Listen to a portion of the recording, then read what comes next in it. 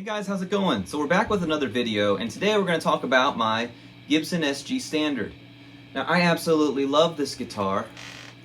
I love the way that it looks. I love how it's kind of worn. You know, it's definitely got some character. What I don't love about it is the pickups. Now the pickups are the Burstbucker pickups, and I really don't like them. And maybe I'm crazy for saying that. So today we're going to put two vintage 70s Super Distortions in this SG. Before we do that, I just want you to hear how it sounds. Maybe you can understand why I don't like the way this sounds.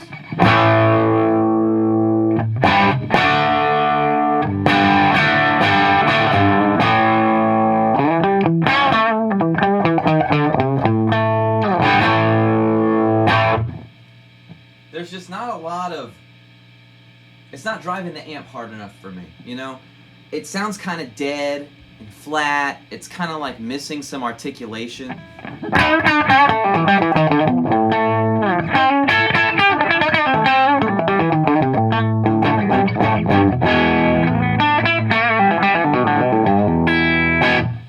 It's just not there. And then if we flip it to the neck, there's no definition at all. It's very muddy.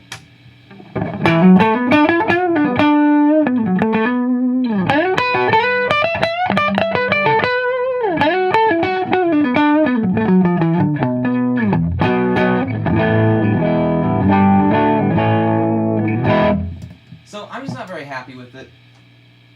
A lot of you are going to be like, oh, that sounds great. That's what an SG is supposed to sound like, but I don't like it. So I did order some 70s DiMarzio Super Distortion humbuckers. So let's take a look at those and get those installed. Here we go. This is my 2005 Gibson SG Standard. Maybe you liked the way those pickups sounded, but I sure didn't. So what I did was I went out to find a Super Distortion, but I didn't want just any Super Distortion. I wanted the older version of the Super Distortion. So I found two of them from the same seller. They have definitely been through something, and they don't smell very good. But you can tell that these are vintage because if you look at the back of them, you can see they've got braided metal.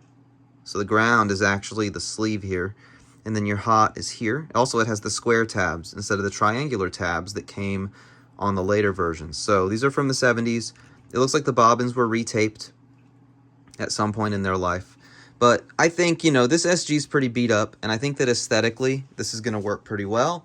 But, you know, aesthetics don't matter all that much, really. It's about how it sounds. So let's go ahead and get the strings off of this guitar. And then let's take off the rear cover, and then let's take off the pick guard. Okay, so I got the back cover off, and as you can see, these Burstbuckers are wired very similarly to how these Super Distortions are, where there's a metal sleeve for the ground, and then there's a lead poking out of it. And as you can see, this is wired that way as well. So you've got your sleeve right here grounding to the back of the pot, and then you have your lead going to each of these lugs here. So I'm going to go ahead and snip these here, and then I'm going to flip it over, and we're going to look under the pick guard. But also, I just want to mention, I love Gibson wiring. It's Gibson branded pots too. It's pretty cool. All right, let's flip it over. All right, let's pull this pick guard up and see what's going on in here. Okay, well, there's the body. And there's our Burstbuckers. Burstbucker 2, Burstbucker 3. PAF stickers and all. It's a shame that these didn't work out, but that's okay. I'm going to go ahead now and actually I'll go ahead and just pull the wires. There's one. There's the other. One thing I appreciate about this guitar is that there is a channel in the middle as opposed to a hole like in that Epiphone that we did about a year and a half ago. That sucked. Anyway, let's go ahead and unscrew these, and then we're going to screw the new ones in. All right, so we got the humbuckers installed, and everything screwed back down. That looks pretty cool. I have to say, that beat-up, gross-looking set of humbuckers is very fitting. In fact, it almost looks like this yellowed oldness here, too, matches the color of this binding. So it was meant to be. Let's flip it over and get it soldered. All right, so once you get the lead wired in, you actually wire and solder the sleeve itself to the back of the pot. You can see the previous owner of this guitar just kind of caked solder all over the back of this pot. So whatever, we're not going to do it like that. We're going to get this cleanly soldered onto the back of this pot, and then we'll do it on the other side. Okay, I got them soldered up, so now it's time for the tap test. So we'll start with this one.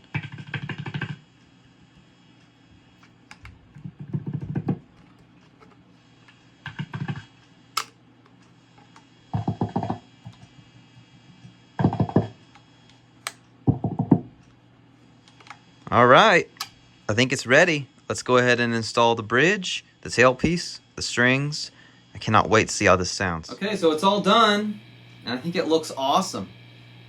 I can't wait to see how this sounds.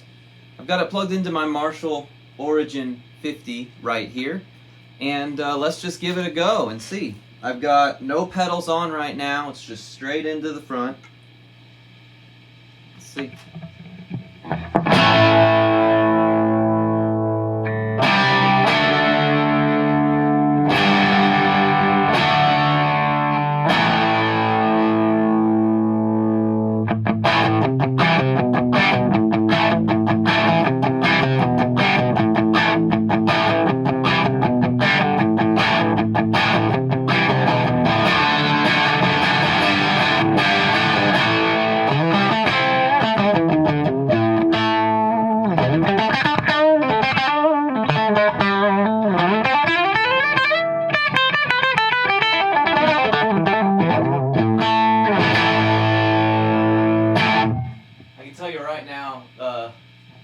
This guitar, these pickups, that does it. I mean, that does it for me. That's exactly what I was looking for.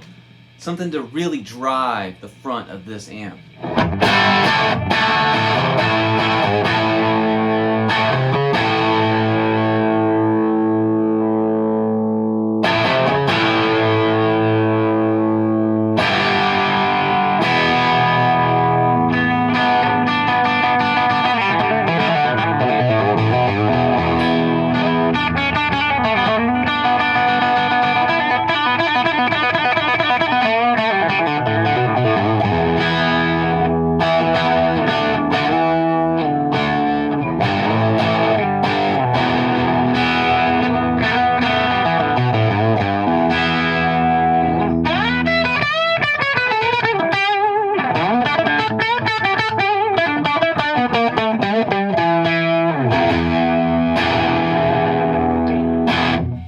That's awesome. I could play that all day.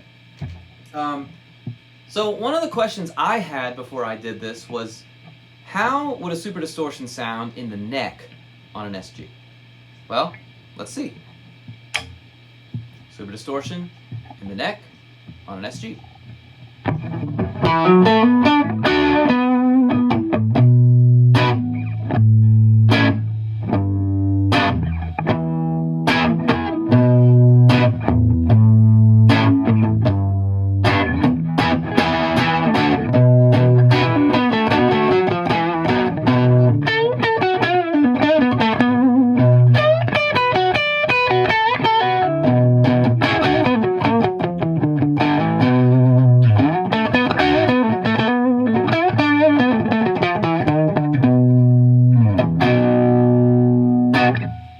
Sounds awesome. I don't know why. So many people are like, don't do that. It doesn't sound good in the neck. It sounds great. I mean, volume and everything's turned up all the way. It's a little bit muddy, but it's articulate. You know what I mean?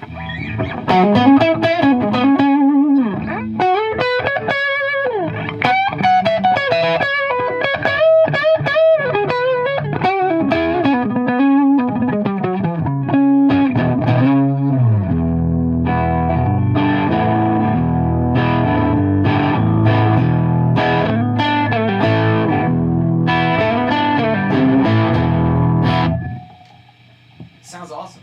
Let's put it in the middle.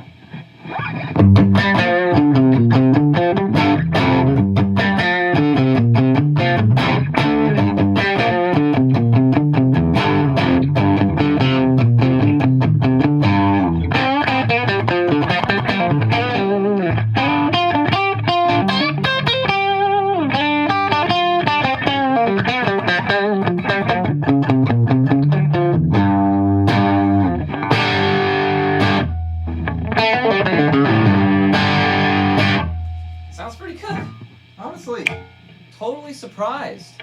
Let's see how well it cleans up. So let's put it back up on the neck, and let's turn the volume down a little bit and see if it cleans up.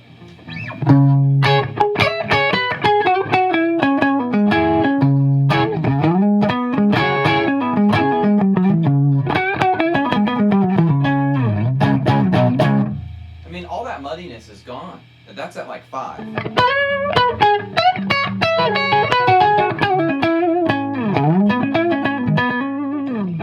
Alright. Same thing on the bridge. Let's turn it down to like 5. It's funny, you lose a lot of the low end, at the top end is still there.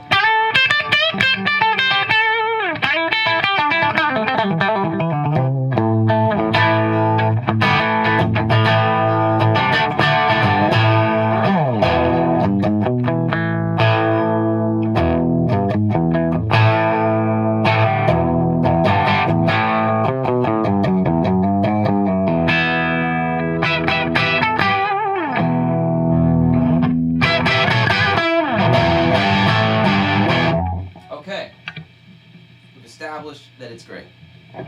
Great, great, great. Highly recommended. I already knew I would like it because it's my favorite pickup. But let's turn on the loop. Let's turn on some stuff. So now what I want to do is turn on the SD1. Why not?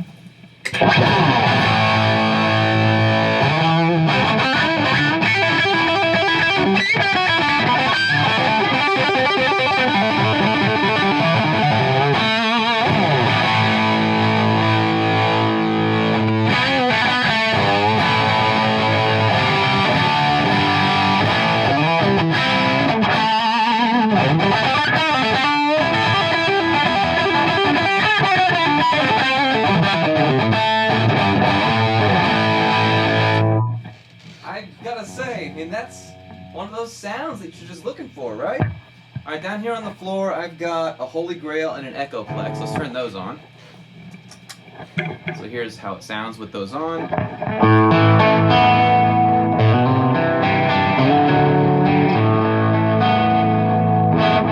Sounds awesome. But I'm going to turn on the OD, the SD1, with this, okay?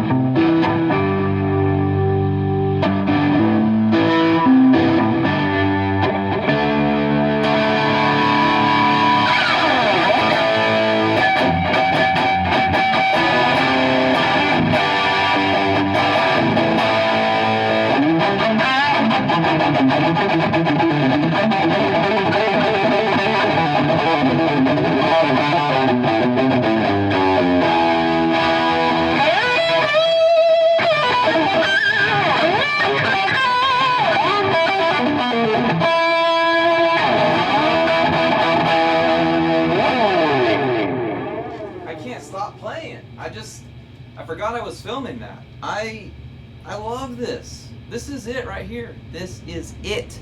Amazing. All right, let's try something else. Let's turn on the DS1 with it. I have no idea what's going to happen. It might sound terrible.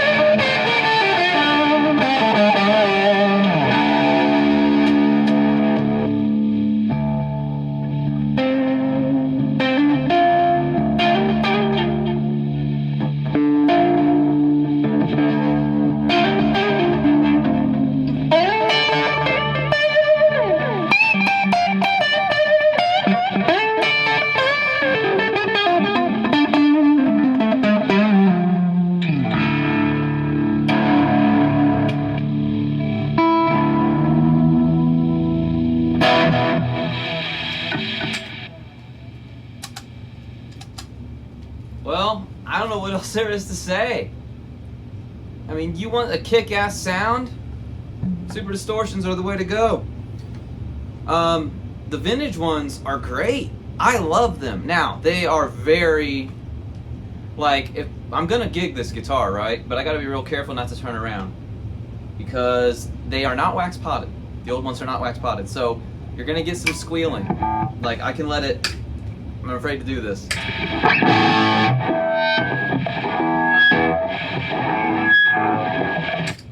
So, you know, that can be cool if controlled, but I gotta be real careful not to get out of control. Aesthetically, I think it looks awesome. Just, you know, they're old and worn. I mean, it looks like this one was like melted or something, the bridge one. So, yeah, this is great. I love it. And it's not just bias of like, oh, I spent all this time installing it and I forgot what the old one sounded like. No. Actually, I'm gonna turn the video off right now, and I am going to play for you a side-by-side Burstbucker versus Super Distortion, back and forth, so that you can hear the difference. I'm sure there's going to be major differences. Let me stop this right now, record those, play those for you, and then come right back.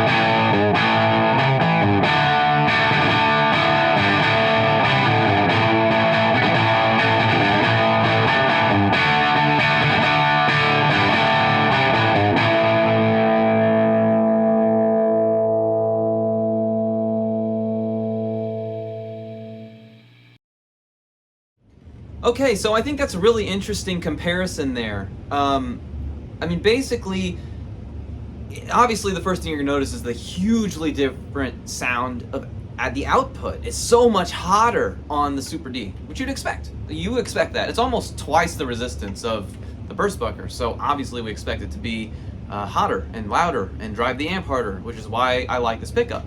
That's the first thing. Second thing is, I thought that the bass response was a bit different.